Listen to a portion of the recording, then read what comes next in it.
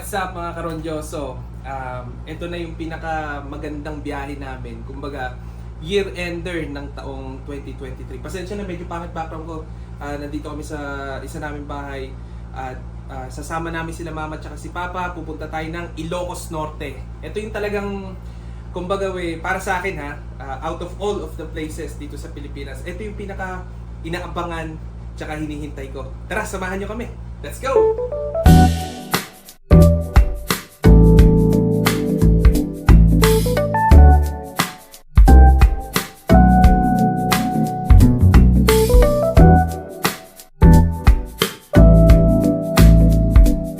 Grabe, ito yung pinakahihintay kong moment, yung makita yung arko ng Ilocos Norte.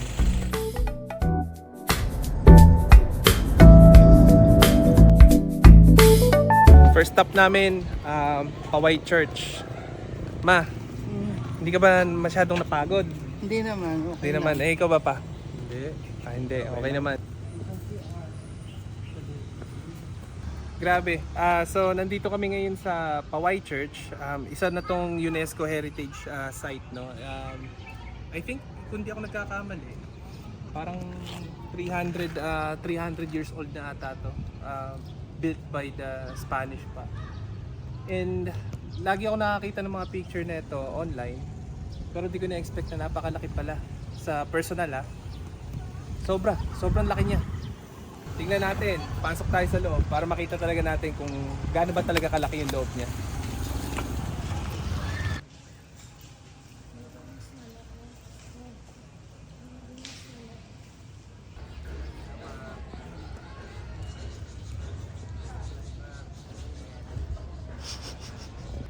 Smile. Tingin ka dito. So, pumasok nga kami dun sa loob. Talagang napakalaki nga nung loob niya. Parang mas malaki pa to kaysa sa niya talagang as in sobrang bongga. mas malaki pa to kaysa sa St. Augustine dun sa hometown namin sa Baliwag. Ayo, Mas malaki to. Grabe. Ano kaya to? Eh, yan yung bell. Yung may Okay, bell okay. sila sa taas. Ito yung signage ng Paway. Diyan nakapwesto nun si Drew.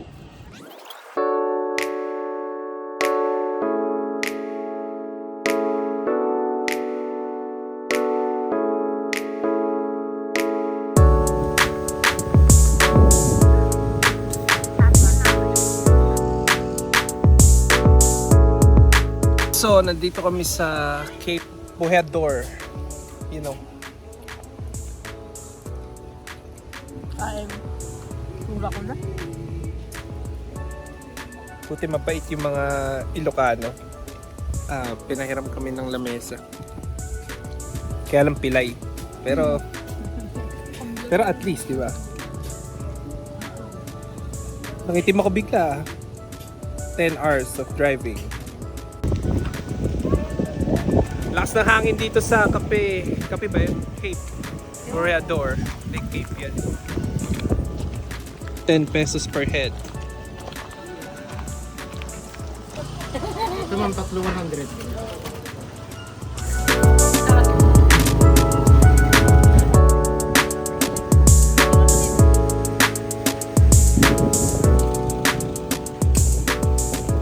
Bilangin natin kung ilang steps papunta dun sa Cape Bojador. 1. Patarik! Oh! Na, naiting-kopong-kopong pa yan. Namatay na yung gumawa niya.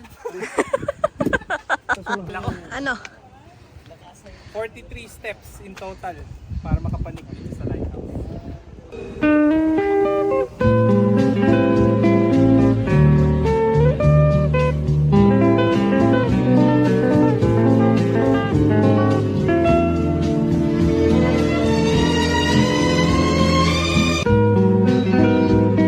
Just imagine, this place was built around 1890.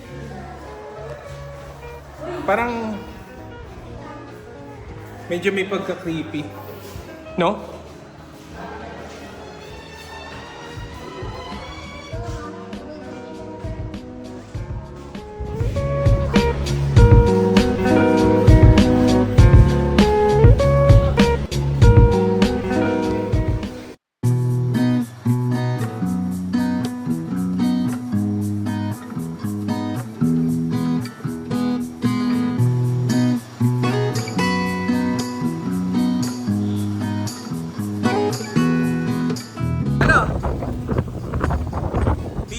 video.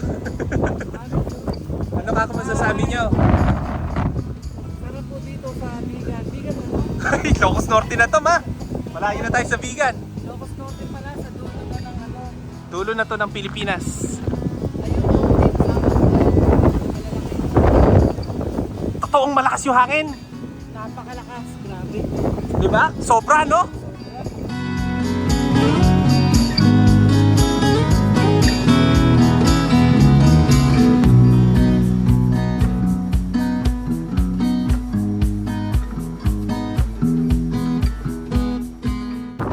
So, yun na nga sa likod ko yung Purpurana Rock Formation. Dati, pwede magpunta doon. Kaya lang, talagang may mga tao pasaway. Nagkalat, nag-vandalism, yung bato. Kaya ngayon, dito na lang sa viewing deck. Tapos mag-picture na lang kayo. Medyo mahirap mag-vlog dito. Hindi ko nga alam kung maririnig nyo ako eh. Kasi sobrang lakas talaga ng hangin.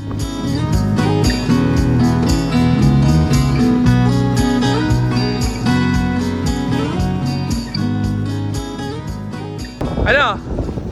Sobrang saya. Nagkaligaw-ligaw pa kami. Pero we have arrived dito sa Banggi Windmill. Grabe, napakalakas ng hangin. Wow! Ano masasabi mo? Grabe! Woo! Punta lang natin yung Subaru 4x4. Lalaro. Pasensya na po mga karudyoso. Hindi po talaga namin kayang lumapit sa windmill. Sa sobrang lakas ng hangin, humahampas dun sa buhangin. Tapos yung buhangin mahampas sa katawan namin, napakasakit. Hindi po talaga kaya. Pasensya na po. Grabe! Pero guys, laki talaga ah. Grabe. Tingnan nyo kung gaano kaliit yung mga tao.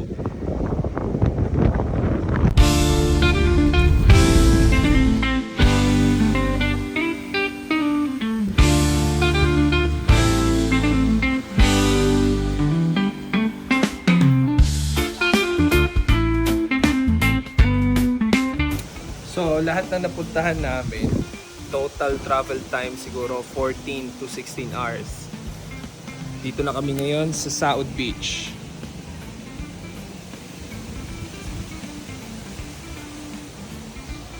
Maya tingnan natin kung ano yung tsura ng dagat.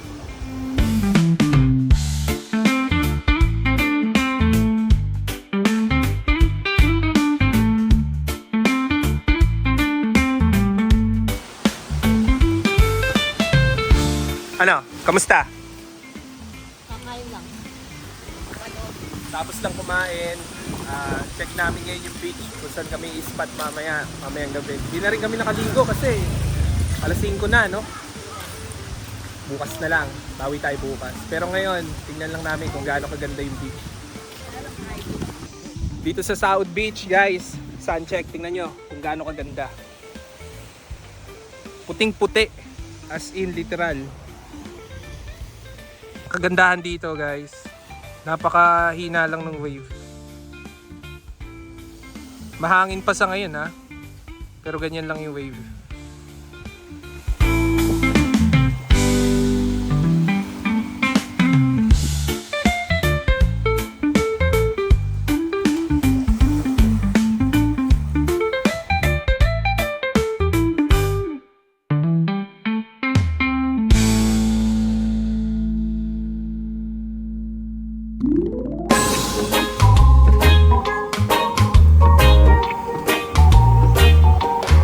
Kamusta? Okay na, umaraw na. Ulan. Dito kami ngayon sa South Beach. Kanina medyo malakas ulan. Hindi naman malakas, umuulan talaga. Pero ngayon medyo nag-enjoy na kami. Tamang chill spot lang kami dito sa DIY na camp spot. So, enjoy lang.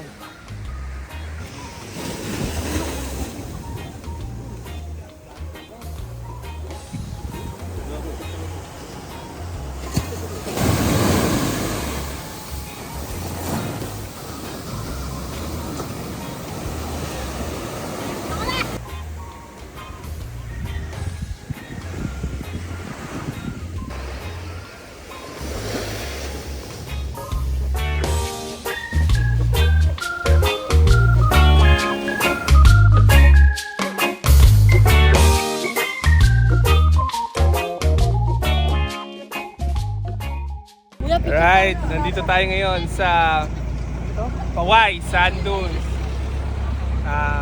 Let's go, medyo ginabi tayo. Pero okay lang. Nagkaroon kasi ng aberya kanina eh. Nasira yung brake pad. Ayan sila Ate Hek. Woo! Woohoo! Ano? Woohoo!